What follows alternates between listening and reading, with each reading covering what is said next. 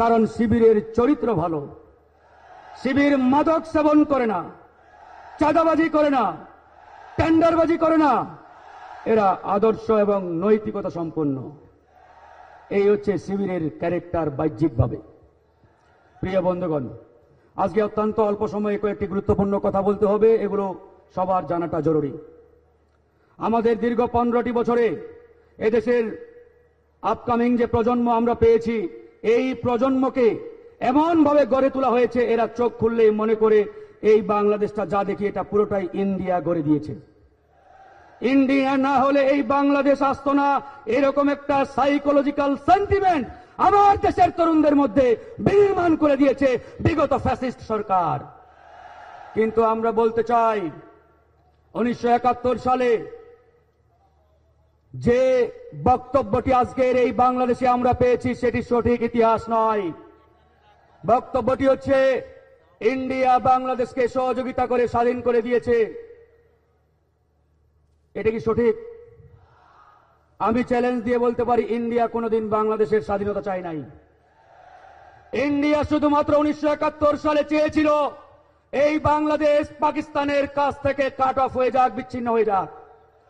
কিন্তু এই বাংলাদেশ পাকিস্তানের কাছ থেকে কাট অফ হয়ে ইন্ডিয়ার পেটে প্রবেশ করুক, এটাই ইন্ডিয়া চেয়েছিল।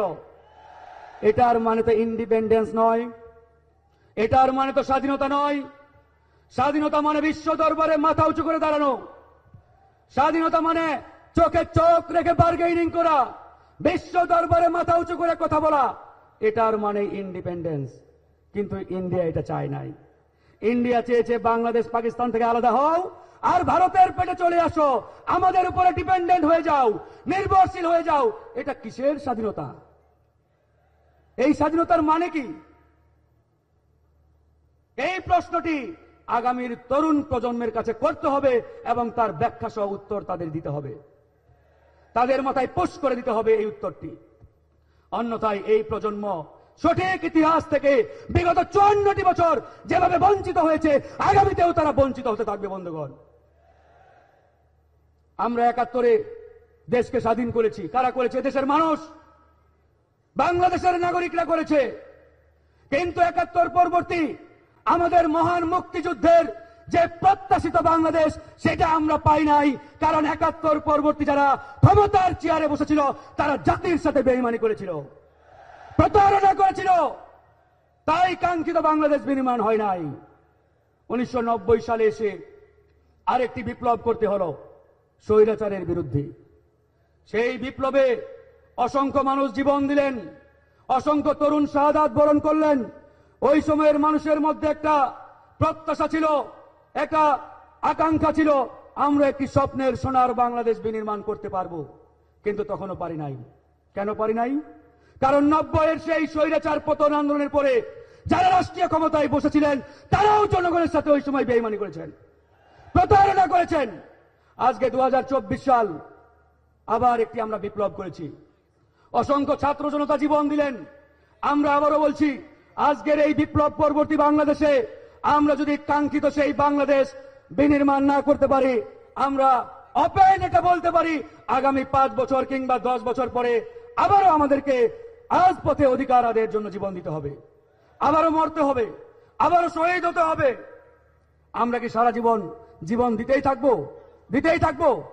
আমরা আর জীবন দিতে চাই না, আমরা আর রক্ত দিতে চাই না। বন্ধুগণ, তাই এই 24-এর পরবর্তী সময়ে আমরা এই বাংলাদেশকে এমন একটি বাংলাদেশে পরিণত করতে চাই, যাতে আমরা আগামীতে আমাদের অধিকার আদায়ে রাজপথে নেমে রক্ত ঝরাতে না হয়।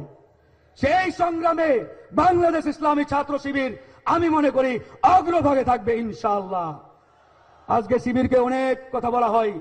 দীর্ঘ 15টি বছর যেভাবে তাদেরকে ট্যাগিং এর রাজনীতির মধ্যে ঢুকিয়ে দেওয়া হয়েছিল, সেই ট্যাগিং এর রাজনীতি গত 5ই আগস্টে আমরা কবর দিয়ে দিয়েছি। আমরা আশাবাদী, আমরা বিশ্বাসী, আগামীর বাংলাদেশে আর কোন ট্যাগিং এর রাজনীতি থাকবে না। আমাদের সাথে রাজনীতি করে, ছোট্ট করে বলবো, তারপরে শেষ করবো আমার বক্তব্য। ইঞ্জিনিয়ার থুয়াই চিংমং চাক, আমার সহযোদ্ধা, সে 5 বছর থাকতো একটি হোস্টেলে। তার রুমমেট সে শিবির করতো, সে জানতোই না। 5 বছর পরে জানলো এই ছেলেটা শিবির। এবং এত অমায়িক, এত ভদ্র, মানে চিন্তার বাইরে। তার মুখ থেকে এই বক্তব্য সে নিজেই দিয়েছে। তার বক্তব্য ইতিমধ্যে পাকিস্তানের টেলিভিশনগুলো পর্যন্ত ব্যাপকভাবে প্রচার করছে।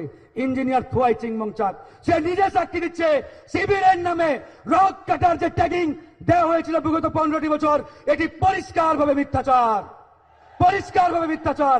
এই মিথ্যাচারের রাজনীতি আগামীতে যাতে আর না আসে, না বিনির্মাণ হয়, সেটি আমরা খেয়াল রাখবো ইনশাআল্লাহ। আগামীর বাংলাদেশ আমরা নবীন প্রবীণ এই তারুণ্যকে নিয়ে একসাথে বিনির্মাণ করতে চাই, একসাথে এই বাংলাদেশকে গড়তে চাই। সবাই আমরা এই সুন্দর